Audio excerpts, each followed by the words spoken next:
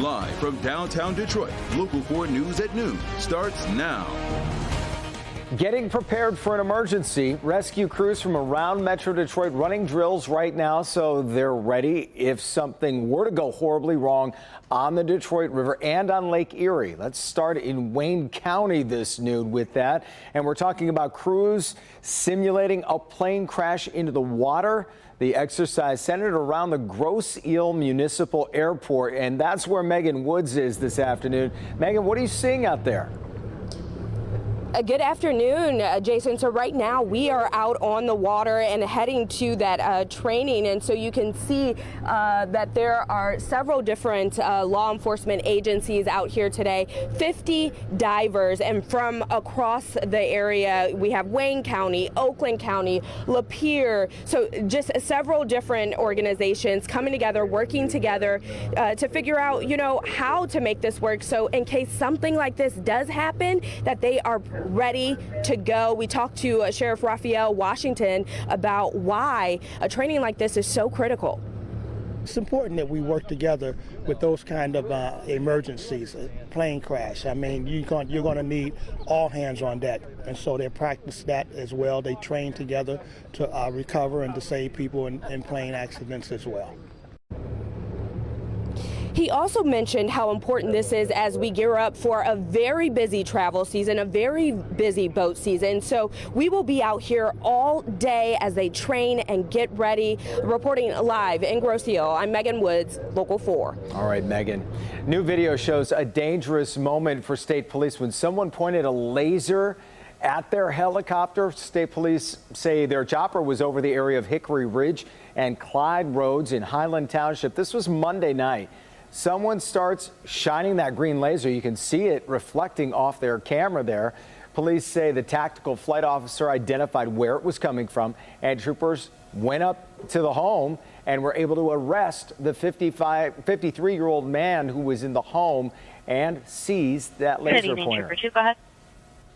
In just a little more than an hour, federal and local leaders will talk about the plans to keep crime down over the summer in Detroit.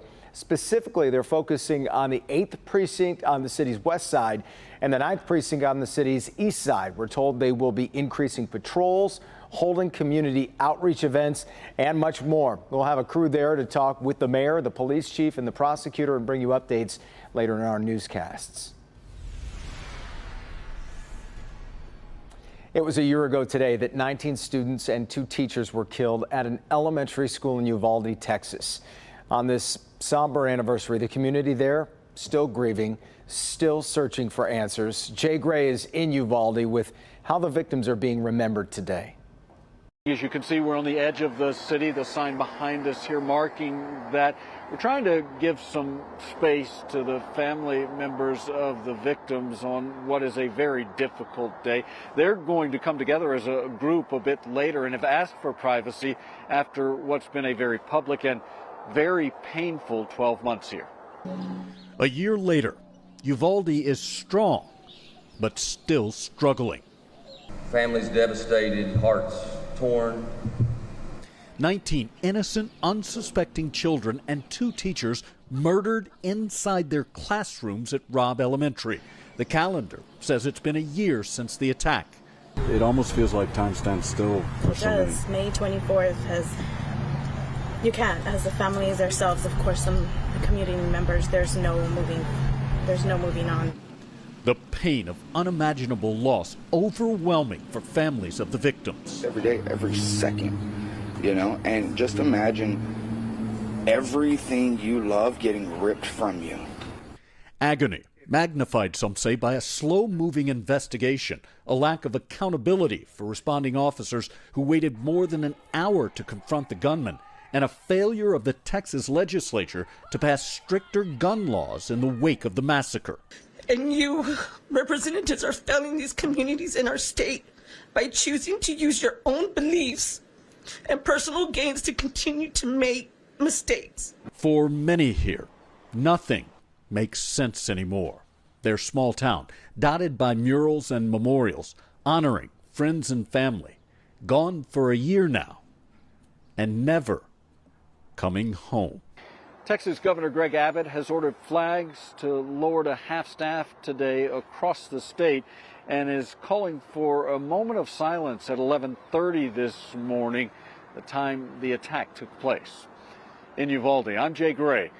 Back to you now. All right, Jay, and that moment of silence, by the way, 11:30 local time, but that'll be 12:30 our time. In Decision 2024, Florida Governor Ron DeSantis expected to announce a run for president tonight. He'll be doing it, a little unusual, on Twitter during a conversation with CEO Elon Musk. As Dasha Burns reports from Miami, the field of Republicans now getting a little more crowded. Even before officially jumping into the race, Florida Governor Ron DeSantis was the only Republican registering in the polling compared to former President Trump, making him a frequent target of Mr. Trump's attacks. And just this morning, the former president reacting to the news of the governor's upcoming announcement on his own social media platform, taking credit for the governor's win in the Florida gubernatorial race and calling him disloyal. Now, Governor DeSantis has avoided directly attacking Mr. Trump, but tonight he will be making his announcement on the platform that was once Mr. Trump's domain. 3 sources tell NBC News that Governor DeSantis plans to make his presidential ambitions public tonight in a conversation with billionaire Elon Musk on Twitter Spaces. That's the website's platform for audio chats. It's an unconventional way to announce a bid for the White House, but we do expect a more traditional campaign rollout following the announcement, with a launch video and visits planned to early primary states next week. All right, that's Dasha Burns there for us. Just this week, South Carolina Senator Tim Scott declared he's running, joining former Arkansas Governor Asa Hutchinson and former U.S. Ambassador to the UN Nikki Haley.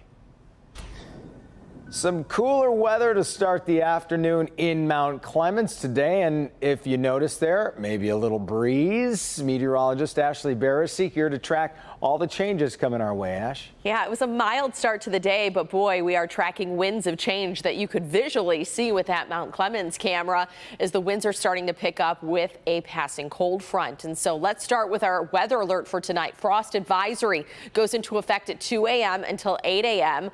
I'm so sick of talking about frost. I know you're probably tired of it too, but we are approaching the Memorial Day holiday and we should be done with it after that. But Livingston, Oakland, and Macomb counties on north will see temperatures dipping into the mid to upper 30s. So here's some tips for you when it comes to frosts and freezes in the spring. A timing tip in particular: cover the plants that you've already put in the ground before sunset, because that's going to trap some of the warmth from the sunshine. You can also insulate your soil by watering those flowers before covering them up. The latest freeze that we have had here in Metro Detroit, May 29th back in 1966. So this isn't unheard of. Our temperatures, though, are falling throughout the afternoon. We sit at 51 in Sandusky, 60 in Pontiac, 68 at Metro right now, but 66 at City Airport. Still holding on to the 70s in our southern counties, but not for long. Winds are starting to pick up, gusting between 20 to 30 miles per hour. And so your weather story today: breezy, cooler temperatures stay with us through Thursday, but we bounce back with the temperatures and sunshine heading into the holiday weekend. Just how toasty it's going to get and how long we stay dry, we'll have that coming up in just a few minutes. I'll be here. Target is pulling some things off the store's shelves because its employees are being threatened. We'll tell you which items are at the center of this controversy. But first, how airlines are trying to prevent a repeat of last summer's travel trouble. And all this as we head into a busy holiday weekend.